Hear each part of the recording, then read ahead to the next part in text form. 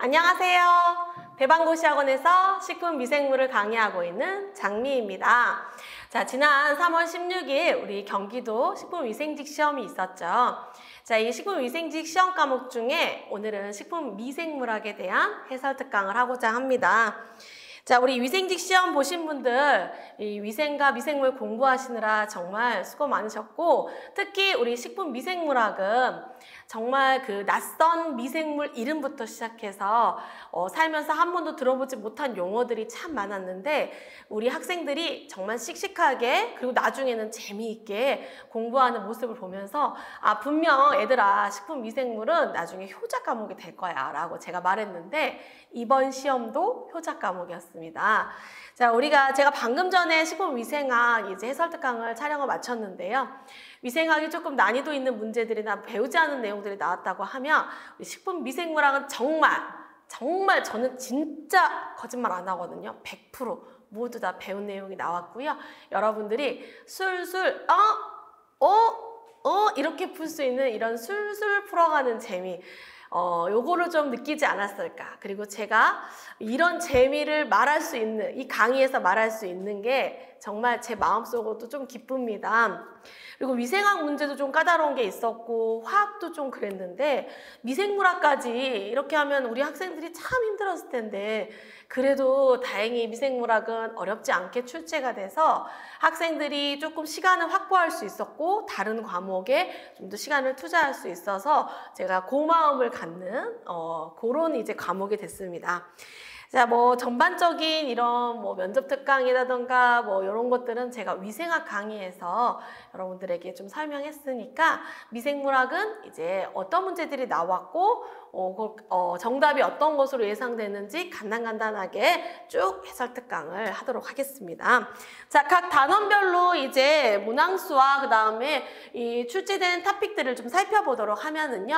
첫 번째, 우리가 이제 미생물의 세계 및 발전사, 우리 미생물학을 이렇게 이끌어 오신 이 학자분들에 대해서 공부를 진짜 열심히 했는데, 여기에 양대 산맥이 있었죠. 파스테르 할아버지하고 코우 할아버지가 있었는데, 코우 박사님이 나왔습니다. 저도 늘 잊지 않고 발전사 부분에서는 코우를 꼭 문제를 냈었는데, 코우 할아버지가 나와서 저 나름 기뻤어요. 반가웠어요.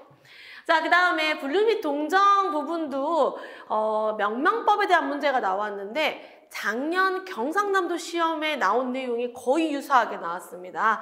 또 한 번, 시험장에 가서 복원하고 이런 거는 힘들지만, 또 이렇게 뭔가 나에게 이렇게 칭찬해 주는 것 같은, 고생했지만 잘했다, 이렇게 문제가 보답해 주는 것 같은 느낌입니다. 이 경상남도에서 나왔던 보기들이 거의 유사하게 경기도도 출제해서 학생들 중에 어려웠어요, 몰랐어요, 그런 말은 전혀 없었습니다. 자, 세 번째 파트는 우리가 미생물의 세포의 구조와 기능, 세포에 대한 내용이었는데, 편모에 대한 내용, 이것도 역시 공부한 내용에서 출제됐고요. 자, 그 다음에 이제 문제들을 쭉 보면은요, 세균 파트에 집어넣을 수밖에 없는 문제들입니다, 다. 그래서 세균 파트가 무려 7개나 출제가 됐습니다. 리스테리아, 요거는 거의 위생처럼 위생학에서 나올 수 있는 문제 같은 애가 나왔고요. 리스테리아 나왔고, 그다음에 방선균, 그리고 이제 각종 여러 가지 발효와 관련된 균주들을 물어보는 문제, 포자 형성 세균, 요것도 아주 쉽게 나왔고요. 그람 양성균, 이런 세포벽의 특징들도 이제 우리가 워낙 자세히 해놨기 때문에 금방 고를 수 있었고, 슈도모나스 위생에서도 자주 하고 미생물에서도 자주 하고, 요거 잘 풀었을 것 같습니다. 비피더스, 제가 실전 모의고사 하면서 약간의 초점을 뒀던 부분이 이제 그 헬리코박터에 대한 내용, 이 비피도박테리움에 대한 내용, 또 그 다음에 이제 플라스미드의 이런 오리티 같은 회전환형 목대 같은 것들을 조금 더 모의고사에서 힘을 줬었는데, 비피더스가 출제돼서 학생들이 나와서 제일 많이 이야기했던 거, 선생님 비피더스 나왔다고 이렇게 얘기해줘서 뿌듯했던 내용입니다. 자, 바이러스의 기본적인 특징이 나와서 어렵지 않았고요. 효모, 곰팡이 각각 2개씩 나왔습니다. 효모 무성생식, 이것도 무성생식 참 아이들이 분류하는 거 어려워했는데, 이게 내가 제목을 고칠 수 없어, 이게 그대로 나올 수 있단 말이야 얘들아, 조금 이해폭을 넓혀보자 라고 몇 년 전부터 얘기했던 거. 그거 나왔고요. 효모의 특성을 살펴보는 내용, 이것도 여러분들이 딱딱 포인트 찾아가면서 찾았을 거예요. 잔항균류 묻는 문제, 정말 쉬운 문제였죠. 또 곰팡이의 특성과 이제 그 연결하는 이런 문제들도 어렵지 않았고요. 세대 시간 정말 많이 풀어봤죠. 제가 봤을 때 거의 여러분들 뭐 생각하지 않아도 기계적으로 풀지 않았을까. 이 세대 시간 문제 꼭 출제되고 있었기 때문에 여러분 뭐 어렵지 않았을 거고, 최악수 역시 이것도 21년도 경상남도 시험에서 확률론적인 이란 표현이 뒤쪽에 나오면서 이 부분 꼭 기억해도 라고 했는데 경기도도 똑같이 출제가 됐고요. 자, 이거 미생물 생육에 영향을 미치는 외적 인자 너무 많이 해가지고, 그쵸 여러분, 가장 마지막에 있었던 문제로 저도 기억하고 있습니다. 자, 그리고 이제 유전 파트 관련해 가지고도 이제 어렵지 않게 우리가 DNA와 RNA의 특징을 잘 고를 수 있었고, 애증의 배지 문제가 나왔습니다. 이 애증의 배지 문제 잘 푸셨죠? 배지 공부할 때 정말 그 시험 전전날까지도 질문이 있었던 게 이 배지 문제였거든요. 우리는 훨씬 더 어렵게 공부해뒀었는데 제가 봤을 때 포인트 되는 단어들 찾아서 선택 배지 잘 고르지 않았을까. 그리고 나한테 며칠 전까지도 질문했던 친구도 이 문제를 맞춰서 저도 나름 기뻤습니다. 자, 그래서 배지 문제까지 이렇게 20문제가 출제됐습니다. 자, 1번부터 여러분 우리가 술술 풀어보도록 하겠습니다. 자, 이 미생물학은요, 우리 조교님과 우리 학생들의 복원이 조금 이렇게 문제가 좀 더 쉽다 보니 잘 이루어져서 그 시험지 거의 순서대로 맞춰봤습니다. 위생은 그게 힘들었고요. 미생물학은 거의 맞다고 하더라고요, 학생들이랑. 그래서 이 시험지 순서, 보기 순서도 최대한 맞춰봤는데 또 아닐 수도 있어요. 그러니까 최대한 이제 시험지 순서대로 맞췄다 라고 보시면 되고요. 자, 1번을 보면 효모의 무성생식 방법이 아닌 것은? 하고 물어봤어요. 자, 효모는요, 유포자 효모가 있고 무포자 효모가 있었죠. 그러니까 포자를 만들지 않는 애도 있고 만드는 애도 있었어요. 이 만드는 애들한테는 이제 뭐 잔항포자라던가 담자포자, 사출포자 같은 포자들을 만들었었죠. 자, 그리고 이제 포자를 만드는 아이들 중에 무성생식 방법으로 포자를 만드는 애도 있었고 유성생식 방법이 있었죠. 무성생식 한번 생각해 볼까요? 위접파 붙어 있었죠. 또 이제 단위생식 있었고 위접파, 그 다음에 뭐 사출포자, 그 다음에 그 분절포자, 그 다음에 후막포자, 이런 것들이 이제 무성생식 방법이었잖아요. 실제로도 보기가 1번에 위접파, 2번에 단위생식, 4번에 사출포자가 있었습니다. 여러분 탁탁 찾아냈을 거예요. 동태접합은 뭐예요? 유성생식이었죠. 우리가 잔항포자 만드는 애들 중에 이제 자기랑 비슷한 애들끼리 접합하는 애도 있고 조금 다른 애들끼리 접합하는 애가 있었는데 동태접합과 이태접합이 있었고 이거는 유성생식 방법이다 공부했었습니다. 자, 그래서 이렇게 아마 잘 찾았을 것이다 생각을 합니다. 자, 2번 가볼까요? 배지에 대한 문제입니다. 자, 다음에 설명하는 이 배지가 뭐냐라고 물어봤는데, 2종 이상의 세균이 존재하는 검체에서 한 종의 세균을 분리하기 위한 배지다. 그렇죠. 우리가 이 배지를 쓰는 것은 사실은 내가 목적하는 균을 이제 얻기 위한 거잖아요. 그러면 어떤 특징이 있느냐? 특정 세균을 제외하. 그러니까 내가 원하는 세균 말고 다른 아이들은 죽이기 위해서, 생육을 못하게 하기 위해서 뭔가 이니비터를 넣어주는 배지다라고 설명하고 있거든요. 그럼 여러분 이거는 셀렉티브로 가야 합니다. 이 셀렉티브에 대한 내용 어떤 것도 설명해 주냐면 특정 미생물의 성장을 도모하기 위해서 우리가 무슨 뭐 항생제라던가 여러 가지 물질들을 넣어줄 수 있는 배지를 셀렉티브 선택 배지다라고 배웠죠. 일치하는 부분이어서 맞습니다. 이제 간혹 이제 이 간별 배지가 아니냐, 선별 배지 아니냐 이렇게 물어보셨거든요. 우리 2번인가 아마 이 분별 배지, 간별 배지, 디퍼런셜이 들어 있었는데 이거는 이미 기출이 됐었고 제가 이 간별 배지, 이 분별 배지가 나오면 어떤 단어가 나오냐면 생화학적 지시약 같은 표현이 나올 거다라고 했었죠. 이 뭐 특수한 생화학적 지시약을 넣어서 이렇게 색깔을 통해서 이 구분할 수 있게, 분별할 수 있게, 감별할 수 있게 하는 배지가 감별 배지고, 이런 항생제라던가 이런 저해제 같은 것들을 넣어서 특정 균을 자라게 하는, 증식을 도모하게 하는 건 선택 배지다. 이렇게 구분하면 됩니다. 3번, 동식물의 세포나 세균세포에 기생하며 독자적으로 증식할 수 없어서 숙주의 대사과정을 이용하는 미생물은 누구? 바이러스죠. 4번, 미생물의 유전과 그 과정에 대한 설명으로 옳은 것은, 자, 2번이 정답이었는데, 이 긴 두 사슬로 이루어진 이중 나선 구조로 이 각각의 주형이 되어 복제한다, 이런 표현이 있었거든요. 그러니까 DNA에 대한 설명이죠. 1번에 또 DNA에 대한 설명이 있었어요. 근데 염기 중에 우라실이 들어있었어요. 그러니까 틀렸죠. DNA가 아니잖아요. 그리고 이제 DNA는 이중 나선 구조고 얘들이 주형이 돼서 복제를 하게 되죠. 그러니까 2번이 맞는 표현이었어요.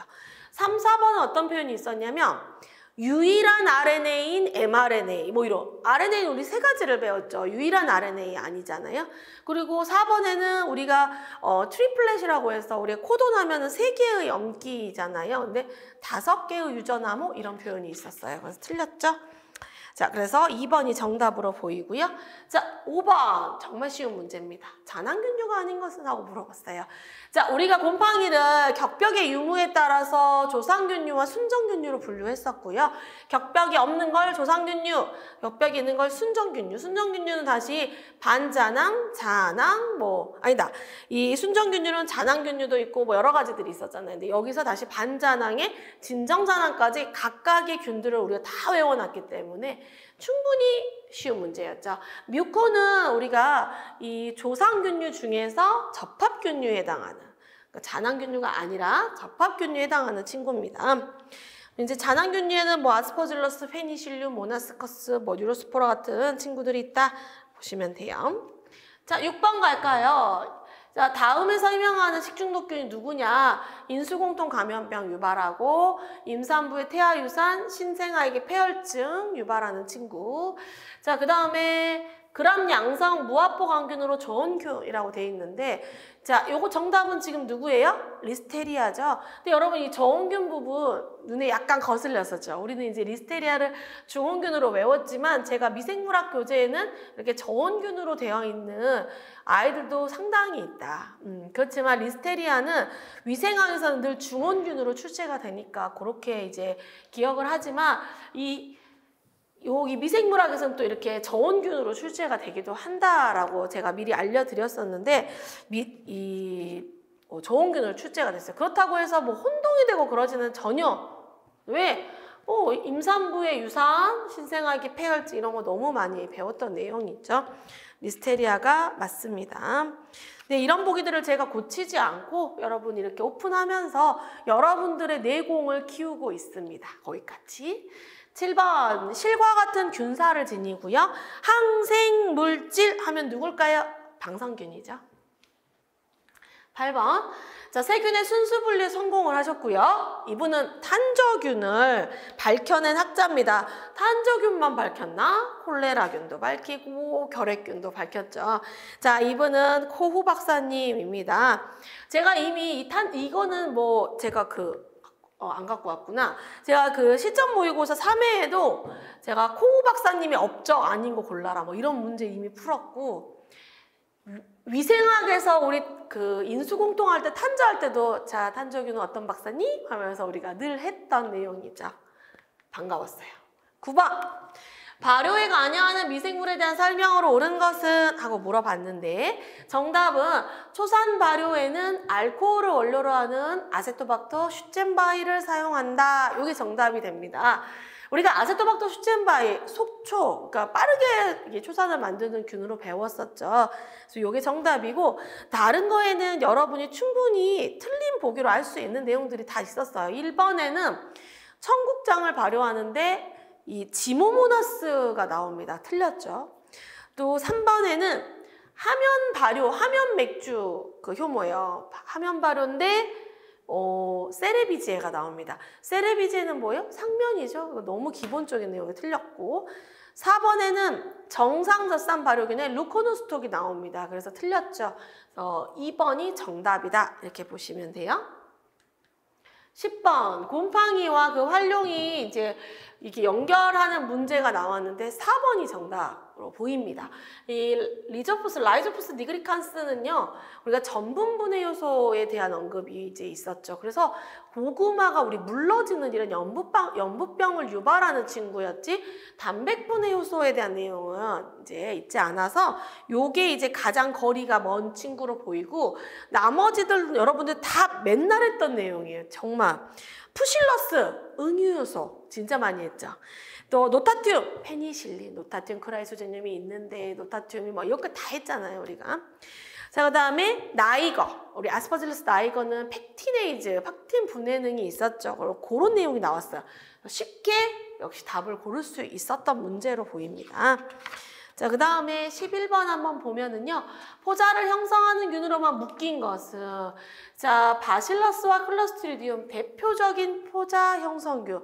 미생물에서는 이거 말고도 3개를 더 배우는데 거의 위생학에서 나오는 수준 정도의 이제 포자 형성균만 나왔고요. 이렇게 풀어주시면 됩니다. 12번 미생물의 명명법에 대한 설명으로 옳지 않은 것은? 하고 물어봤습니다. 자, 1번 속명과 종명 모두 대문자로 시작한다. 누가 봐도 틀린 보기. 그쵸? 우리가 속명은 대문자, 종명은 소문자로 시작하게 되죠. 자, 그래서 요거 아예 틀린 보기였고요. 우리가 다른 내용들은 뭐 있었냐면 옳은 거 이명법이라는 내용, 그 다음에 라틴어의 실명사, 형용사형, 그리고 같은 미생물이어도 이제 다르면 속명, 종명, 그 다음에 번호, 우리 스트레인 넘버 같은 걸 표시할 수 있는 그런 류의 내용이 나와서 다 옳은 보기였어요. 선생님이 우리 문제집에 그 경상남도, 문제집 아니지, 프린트로 줬겠죠. 23년도 작년 10월 달에 제가 경남 가서 복원해온 미생물 문제 보면은 프린트 3번에 있는데, 그때 보면 이명법에 대한 내용, 속명, 종명 나왔고, 라틴어의 신명사로 단수형 쓰고 대문자 시작, 종명은 형용사 쓰고 소문자 시작까지 전부 다 경남에 지금 나온 보기들이 출제가 됐어요. 그래서 여러분이 어렵지 않게, 물론 뭐 몰랐다 해도 1번이 너무 틀린 내용이지만 그래도 우리가 공부해왔던 내용들이 또 한 번 기출이 되었기 때문에 선생님은 또 보여주고, 이래서 다른 지역의 문제 복원해서 기출문제 풀어보는 거 중요하다. 자, 13번 그럼 양성균에 대한 설명으로 옳지 않은 것을? 하고 물어봤는데 외막이 존재한다. 틀렸죠. 그람 양성균은 외막 없고요. 외막이라는 표현은 그람 음성균에 해당되는 내용이죠. 그래서 틀렸어요. 그럼 나머지는 뭐가 있나요? 라고 하면 이 테이코산을 갖는다라는 거, 펩티도글리칸이 넓다라는 거, 또 그람 염색을 했을 때 첫 번째 염색약에 의해 색이 나타난다. 뭐 이런 내용들 여러분이 충분히 쉽게 풀 수 있는 내용이죠. 14번 그럼 음성에, 자, 이 문제 잠깐 한번 보실까요? 5가지 포인트가 있어요. 우리가 너무 많이 했어요. 그럼 음성균이고, 호기성균이고요, 저온균이고요, 그 다음에 단백분해력하고 유지분해력 갖고 있고, 그 다음 마지막 하이라이트 색깔을 만들어. 그럼 누구예요? 슈도모나스죠. 이것도 제가 이제 우리 문제집에 슈도모나스 속의 특징이 아닌 것은 하고, 우리 문제집 75쪽에 131번을 보면 다 나와 있어요. 뭐 호기적인 균, 혐기적이다 해서 틀렸고, 그 다음에 유지분해력에 대한 얘기 선생님이 여러 번 강조한 적이 있어요. 슈도모나스는 단백분해력뿐만 아니라 유지분해력이 있는 친구야. 거기에 슈도모나스가 나오면 그게 나올 거야, 얘들아. 이렇게 얘기했었죠. 색소를 만드는 거, 저온균이라는 거, 이런 거 다 배운 내용입니다. 15번 편모에 대한 설명으로 옳지 않은 것은, 자, 이 내용도 우리가 한번 살펴보면은 지금 정답 3번으로 보이는데요. 미생물 간 유전물질의 이동에 관여한다. 자, 이거는 뭐예요? 성선모에 대한 설명이죠. 우리 섹스필리라고 해가지고 이 유전물질이 이동하는 것은 편모의 특징이 아니었어요. 편모는 운동기관이었죠. 자, 이 문제 다른 보기들 보면은 지금 우리가 기출예상 문제집 그 29쪽에 보면 47번 문제하고 되게 유사한데요. 1번에 똑같이 이렇게 나선형으로 배열된 그 플라젤린이 나선형으로 배열된 필라멘트다라는 보기가 1번에 나옵니다. 아까 지금 이 문제 1번에 지금 요거하고 똑같이 플라젤린이라는 단백질이 나선형으로 배열돼 만들어진 필라멘트다라는 보기가 똑같이 나왔어요. 그 다음에 이 지금 15번 문제에 편모를 이동해서 원하는 방향으로 간다라는 표현을 하는데 제가 4번에 이런 내용을 쓰죠. 세균은 편모를 이용해서 유인물질, 공기, 온도, 빛, 중력 등에 반응하며 원하는 방향으로 이동할 수 있다라고 했는데 그대로 나왔습니다. 그리고 이제 마지막에 어떤 표현이 나오냐면 주화성에 관여한다. 학생들이 또 나와서 제일 많이 말했던 건 주화성이었거든요. 이 주화성에 대한 요걸 설명할 때 제가 이런 거 있잖아요. 요렇게 유인물질, 공기, 온도, 빛, 중력 이런 거와 관련해서 뭐 주화성, 주광성, 주온성 이런 게 있다. 특별반에서도 제가 써주면서 막 설명해 줬거든요. 딱 주화성이 나와서 애들이 선생님 주화성 나왔어요 막 이랬거든요. 물론 이제 15번을 풀 때 뭐 어렵진 않지만 이런 내용까지 우리가 다 꼼꼼히 우리 양성자, 동력의 구조까지 막 다 그다음에 진핵생물하고 원핵생물의 편목까지 다 구분해서 공부해 줬었죠. 그래서 학생들이 잘 풀었습니다. 16번 세대시간 문제 나왔습니다. 자, 세대시간을 보면은요. 우리가 세대시간은 출하나 분열을 해가지고 하나의 균이 두 개로 이제 나눠지는데 걸리는 시간을 말하고 있는데 세대시간이 30분이고 세균 10마리를 2시간 배양했을 때 배양 후에 균수는 하고 물어봤거든요. 자, 우리가 총균수 B는 A 곱하기 2의 n승 공식이 있었습니다. 자, A가 뭐예요? 초기균수이죠. 그러니까 이 B를 구할 때 A가 몇 마리냐면 10마리. 초기균수 10마리 곱하기 2의 n승. 자, n을 구해야 돼요. 그걸 넣으면 끝난단 말이에요. 자, n은 뭐였냐면 n은 우리가 G분의 T였죠. 이제 총 배양 시간을 우리가 이제 G값으로 나눠주면 됐었거든요. 배양 시간이 얼마였냐면 이제 이게 지금 세대 수고요. G가 세대 시간이죠. 왜냐면은 이 배양 시간이 2시간을 배양했대. 근데 얘는 30분이잖아요. 그럼 분을 맞춰줘야 되죠. 120분 바꿔주고 세대 시간이 30 하니까 나눠서 얼마가 돼요? 4. 자, 그래서 n이 4야면 이 식을 이제 완성시킵니다. 곱하기 2의 4승 160 하고 답을 내면 됩니다. 어렵지 않게 풀었을 거예요. 17번 다음 설명에 해당하는 미생물은? 하고 물어봤어요. 자, 주로 사람의 장이나 동물의 소화관에 존재하는 그람 양성의 편성 혐기성 세균이다 라고 말했거든요. 세균이다. 두 분자의 포도당을 분해해서 세 분자의 초산과 두 분자의 젖산을 생성한다. 최근 프로바이오틱스로 각광받고 있다. 자, 이거는 비피더스 균입니다.